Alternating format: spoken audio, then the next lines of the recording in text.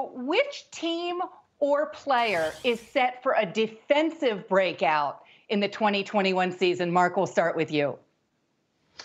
Well, Kim, I'm going to go with both a team and a player, and that's the Washington football team and their first-round draft pick from Kentucky, the linebacker Jamin Davis. We already know that Washington defense last year was spectacular, second in the NFL in yards given up, fourth in points per game.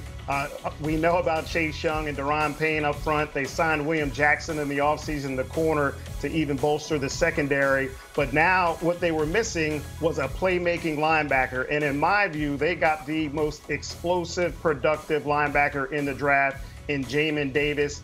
And in the scouting world, you always want to have the best talent when you have a first-round pick, or any pick for that matter, but it's also about the fit. And I thought that Jamin Davis, with his talent and the fit with the Washington defense, was perfect. Here's a guy that those guys up front will wreak havoc. He can just go chase the field and run and clean up plays. We know about Ron Rivera's defense in Carolina, how much he relied on Luke Kuechly and Thomas Davis and the impact they had. I look to see Jamin Davis have a similar impact and will break through to be the rookie of the year on defense, and the Washington defense have a breakthrough to be the best defense in the NFL, Kim. Hey, Mark, real quick, I would think that for a rookie linebacker, that Washington defense is a great landing spot because, as you noted, they've got great talent around him. No question, Kim, and that's when I talked about the talent and the fit, where he just has to go in. He doesn't have to, make the calls or have to be the number one guy. I mean, he's just really filling a role for what they're missing, and that was speed at the linebacker position, explosiveness at the linebacker position, and that's what he does best. Cynthia, who you got? Well, I went with secondaries because I looked at that Browns secondary last season, and this was a team that was already very good. They obviously went to the playoffs.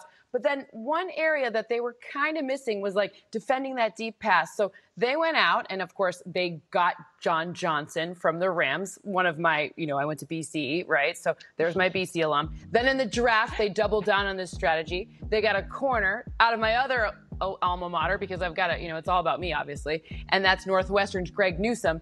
And then, of course, they get Grant Delpit back, and he wasn't there last season. He was injured. So their secondary is going to look completely different this season. I love the strategy of adding kind of more of a veteran player with more of a rookie player so that you really get both aspects. And then another team with secondaries, because I had to do twice the homework here. Obviously, the Carolina Panthers. They had A.J. Boye come to the team this offseason. They got him in free agency, and then they doubled down on that strategy with J.C. Horn, who was their number one guy off the board from the corner position. So they got the guy they wanted. They didn't have to maneuver to get him. It's a really interesting strategy when you can double down with A.J. Boye, who is a known entity. So for me, those two things, especially in that division, are going to be a key differentiator for a team that was kind of on the cusp, went out and got a new quarterback. Now you double down and help him out with that secondary.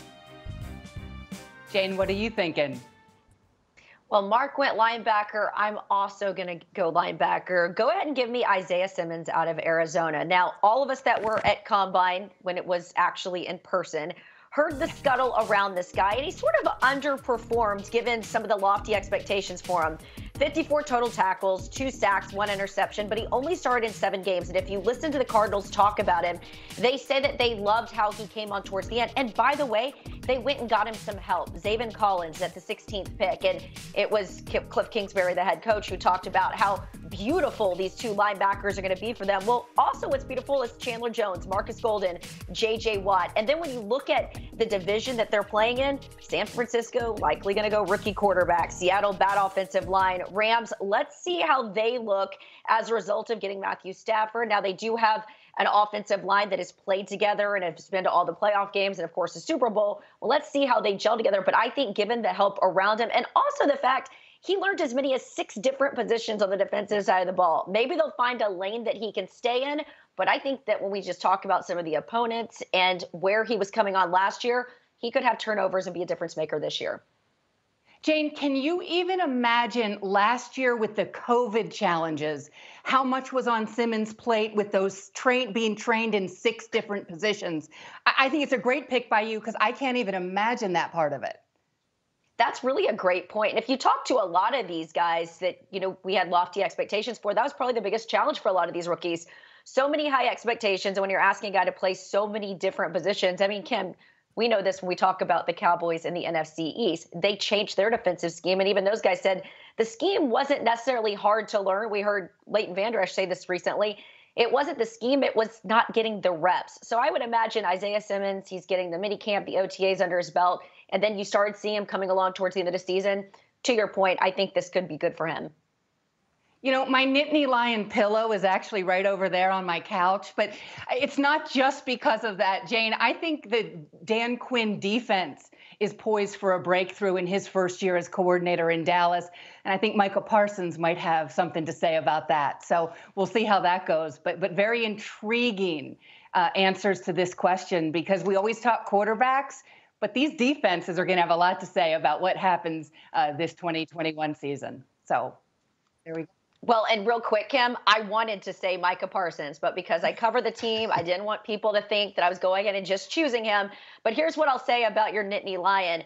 He's almost like the little brother that wants validation from his big brothers. I mean, you see him out there harassing guys like Amari Cooper and even bested him in chess, which is pretty remarkable. Him and Chidobe Awuzie played all the time in the locker room. And so he finally got one over him.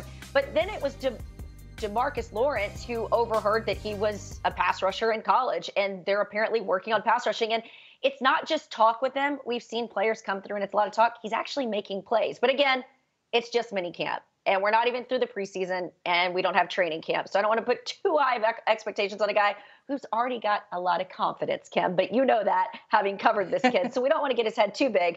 But I will tell you that he is a guy that you're keeping an eye on.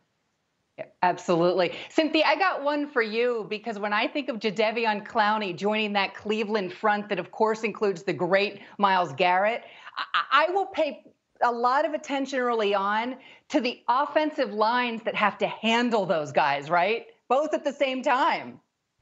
Yeah, that's going to be a really tall task for anyone. And I think that the interesting part about the back and the front and how they all work together, it's going to be really difficult to face the Cleveland Browns, Jadeveon Clowney, along with Myles Garrett. That kind of 1-2 punch is going to be very, very no, thank you. I'm glad that I don't play offensive line. I'm glad that there's nothing in here where I have to pick my quarterback against them. I think this is a very scary team.